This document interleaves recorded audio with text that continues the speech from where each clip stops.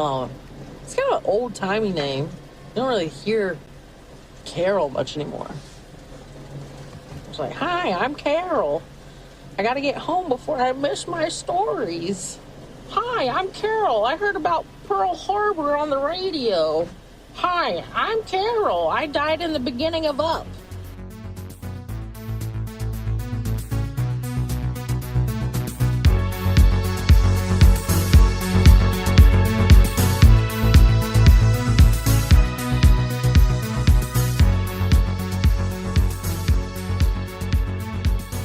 We enjoy wrestling. Hey everyone, this is We Enjoy Wrestling. We are the Mattitude Eric. I am Matt Fowler. Say hello, Eric Oldman. Hey, everybody. How you doing, Eric? How's the fam? I mean, fine. It was a trying 20 minutes. Well, yeah, so we are back on Thursdays, and after being a day late last week and a day early the week before, I believe. I don't know. Life's a blur. Time's a mystery. Everything is possible, but nothing is real. I could be wrong on that. But, yeah, there was a glitch in Eric's Matrix, so for a while, I was just waiting here for him to call me on Skype, seeing if he can get his shit together on his end. It's funny because yesterday on my drive home, I thought to myself, Self, you should buy some a new headset, new mic for podcasting, because the one I have is pretty old and crappy. And then, as if fates decided to mess with me on that, you couldn't hear me. I could hear you through my headset, but you couldn't hear me. And then it became a whole journey and trying to find earbuds and doing this on my phone. But then, I have a million earbuds. But then, of course, I could only find the ones for my new phone, which, damn it, Apple, for getting rid of the a regular, earbud plug-in. I went to the gym a few weeks ago, and I brought the wrong headphones because of that, and I had to go back. And so I couldn't find, I have like 10 others that are regular, and I couldn't find them. I could only find the one for my new phone, so I couldn't do it on my computer. Then I had to load Skype onto my phone. Then there were issues with that. And then I had to reset my password. It was a journey. Modern technology. Yeah. And it's unpredictable. It keeps us on our toes. As the upside here is that we never get complacent. We're always going to be aware when they strike at us. Oh, sure. So Skynet's going to have a lot of work. Wanted to start off here by thanking everyone for listening and subscribing on all the places you can listen and subscribe. That's Spreaker and iTunes and Spotify and Stitcher and TuneIn and Pocket Casts and Google Play, which I'm told is not that reliable, but it's a thing. And let's read a few recent reviews for us on iTunes, just very quickly. I always like looking at the handles because it doesn't give us a name. Well, we mentioned this in the past, but K-Zoo Killer, who either kills kazoos or kills at zoos. I'm not sure how that works. Or is killed by kazoos. Death by kazoos. You do sound a little different this week, Eric, and it's probably because of your earbuds. So possible. Just letting everyone know, letting everyone know that I'm aware ahead of time. That he might sound different to you all. K-Zoo Killer writes, I also enjoy wrestling. See, that's our target audience. Yeah. Here at We Enjoy Wrestling. I mean, people who also enjoy... We'll expand beyond that. If you don't enjoy wrestling and you want to listen, great. But if you enjoy wrestling, this is the podcast for you, we hope. We also aim at those who don't even watch wrestling. We got one, sure. Remember? Okay, so big fan of the podcast, been a wrestling fan my entire life, and can tell the same can be said about Matt and Eric. If we could just go 1 week without Eric adjusting his mic mid-conversation, I'd give this 6 stars. Does that happen? Do you adjust your mic, or is that me? Is anyone doing that? Well, you don't have a mic. There was 1 week you called me. There was one specific week where I did move the mic, and you were like, what was that? Well, apparently that cost us 6 stars, which doesn't even exist, according to K-Zoo Killer. Xander Thur, right, which sounds like a YA dystopian name, Xander Thur, writes in, very funny. So love both Matt and Eric. I've been a wrestling fan for years. They weave in and out of wrestling, movies, and other pop culture. They keep it fun and interesting. Are we also going to talk about you starting a podcast with your dad called It's Interesting? Sure. Okay. That's not a real thing, but It'd be amazing. I do laugh sometimes, like just every other day, about your dad's one and only Instagram post of just like blurry whiteness. Some sort of, it was like a camera photograph mistake that also somehow mistakenly got uploaded on Instagram. Like that. It's the perfect part. Like old dad technology combination. Like aiming the phone the wrong way, taking a picture when you didn't need to, and then somehow uploading it to Instagram. And not knowing it exists there. No, and he didn't know it was there. I mentioned it to him recently. He hasn't taken it down. He's like, this stands for what I believe in. This represents me. Now this guy, Secondhand Smoke 3 or Smoke 3, actually gives us his name because he knows that on these iTunes reviews. And thank you, everyone, by the way, for these wonderful reviews. Writes in Clay from Arizona, so he lets us know. Clay from Arizona. I was a big fan of Matt Fowler's wrestling wrap-up articles on IGN. I was very disappointed when he discontinued the column. Well, I did, but it wasn't my call. It was, I guess, a joint decision, but I'd still be writing it if I wasn't told not to. I assume. Indeed. Yes. But have found solace in We Enjoy Wrestling. My favorite thing about the podcast is how they call out the absurdities of professional wrestling in a loving way. I think that's we try to do that, though we do get mad. They do this in the same way one might tear apart or laugh at a favorite terrible movie. However, they aren't simply roasting wrestling. They are fans who can be caught up in the story and the matches that offer a fun and that offers a fun twist in their discussion. If you're seeking high-level analysis and insight, well, okay, thanks, Clay. There are probably okay, I didn't read the rest of the sentence. I like this. I took it as a compliment, but it wasn't. If you're seeking high-level analysis and insight, there are probably other podcasts better suited to your tastes. Fair. Yes, very fair. That tracks. But if you are a wrestling fan to any degree and are just looking to be entertained, then this is for you. Thanks, Clay. Thank you, Clay. Before we get into we're going to basically preview TLC this week. And I have a tangent. Okay. And yeah, I'm sure we probably have a couple. We'll run through the matches, talk about the corresponding Raw or SmackDown segment as it goes. There are like 12 matches listed for TLC, Eric, and it's not supposed to be a 5-hour pay-per-view or a 2-hour pre-show, as far as I know. So I don't know what's the deal. That's just a lot. What's the deal? Just imagine me doing a Seinfeld voice. Our Scottish fan, Pete, wrote in an email I'll just read before we dig in here.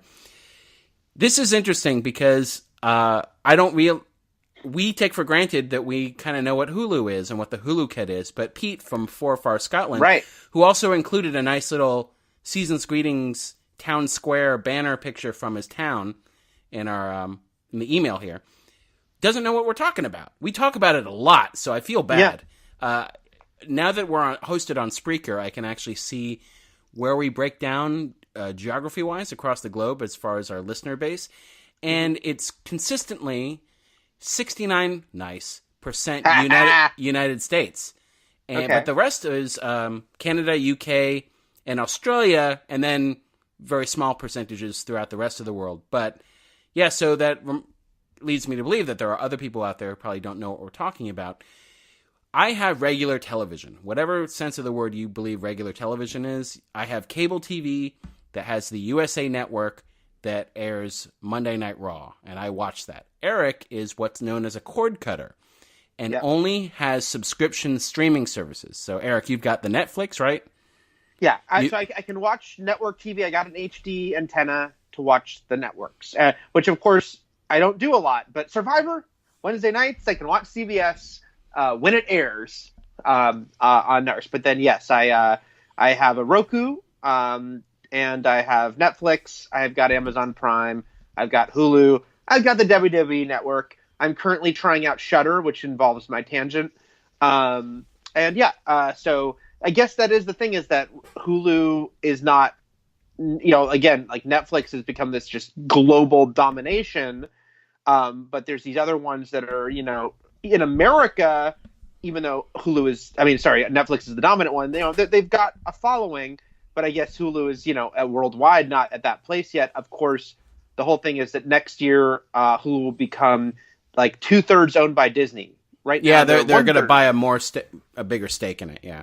And that doesn't mean for sure, but a lot of people assume like Hulu will start going into more countries, because while Disney Plus is happening, because Disney Plus is going to be family oriented, or basically nothing above PG-13, and even PG-13, they wouldn't want like a hard PG-13, but they'll have, they'll have most of Hulu, and they might just buy all of Hulu out, and that's where they'll still have a lot of other content. And so I watch WWE Raw and SmackDown on Hulu every week because I don't have cable TV, I don't have USA, and so Hulu airs shows the day after. Yes, and they have a lot of network shows they do, but they also do cable shows. So they have Raw and SmackDown. I can watch them the morning after they air on TV. But the Hulu cut is because they air 90-minute versions. With SmackDown, that means almost nothing is cut. I think these days pretty much nothing is cut if they're not overrunning. Whereas Raw, that means a solid 45 minutes or so gets cut, taking out the commercials. Yeah, and so usually 3 or 4 segments get cut. And honestly, usually Eric is no worse for wear when it comes to what gets cut, because it's the matches that don't mean anything. Not that these aren't talented people, but unless he really is invested in Raw's tag team scene, then he's usually in the lurch, because that seems to get cut quite a bit. But, random matches here and there, like remember you were talking about, you didn't see Rhino versus Heath Slater or anything like that, which was a storyline match. Which is interesting. Yeah, I wanted to talk about later how it ended up becoming, you called it, and that it ended up setting up quite a lot. So that. Sometimes it matters more than others what they cut. Usually, like 3/4 of what they cut don't matter, because they're just one-off matches that aren't significant to the storylines. It's always interesting just for us to talk about what makes the cut. Obviously, somebody's making this decision on either on WWE's end or Hulu's end or both. And I'm guessing WWE, only because I would guess WWE is probably just hands over. They just submit Hulu. it, right? Yeah, and so they're basically deeming who's worthy. So it's an interesting thing. Like, nobody's, and it's a quick call. I'm sure they must make it Monday night, because Hulu has to have it up by Tuesday morning, right? Yeah. So they're just right after it ends. They're just like, well, cut this. At this point, Eric, I have to believe when they go into Raw, they know in their heads ahead of time what the candidates are, what's going to be cut ahead of time. If they have their show in line, the GMs never do, right? They're making it up on the spot. Right. But behind the scenes, where it actually is working and people actually have the show planned out in some form, they know what's not going to make the cut. So, Pete, I hope that answers the question. He subscribes to Hulu. He gets a pared-down version of Raw, which I think we all might like. But before we dive into match-by-match TLC, I think we both probably really want to talk about the opening segment of Raw, which features Seth Rollins actively complaining about not just stuff we've called out on our podcast and on Twitter, but most people, whether they're writing about Raw or whether they're podcasting about it or just complaining on Twitter, most of the fans' dismay about the recent Raw product, and coupled with the real reports of the bad ratings. And Seth Rollins came out and became the mouthpiece for this in a very weird and meta way that didn't really fit Seth Rollins. Now, last week, I do remember bringing up the fact that there's a huge villain storyline going on right now with no heroes. With no big heroes. They had Finn and Elias and like half of Dolph Ziggler. Yeah. But Seth being the biggest babyface, he was off in a separate storyline, so it was weird. So this week, even though he's still only facing Dean Ambrose at TLC, they brought him into the Baron Corbin storyline because Braun Strowman still can't be on TV. Right. So that was interesting. They kind of borrowed the biggest hero for the story and gave us a TLC match before TLC, meaning we'll probably have to see Baron Corbin fight in 2 TLC matches, which is a lot of Baron Corbin, even more than we anticipated. Yes. Corbin Mania. We should also mention Seth's new version of his theme music that says "Burn It Down" repeatedly. It doesn't just begin with it. Now it says "Burn It Down" over and over again. No, I don't know. I feel like less is more. Like, everyone got such a rush out of yelling it. Now, obviously, they're like, everyone loves "Burn It Down." Play it 20 times. Well, apparently, someone felt like we weren't getting the message. It's like, how many times must we tell you to burn it down? Because nobody is actually burning things. Yeah. So it was Seth's. Yeah, it was a very strange speech because, for a few reasons, like you said, It just kind of suddenly veered Seth into this other storyline, suddenly put him in a different role, but also the meta part of it, that gets into weird minutia, like reality-breaking minutia, because, okay, in the fictional reality, Baron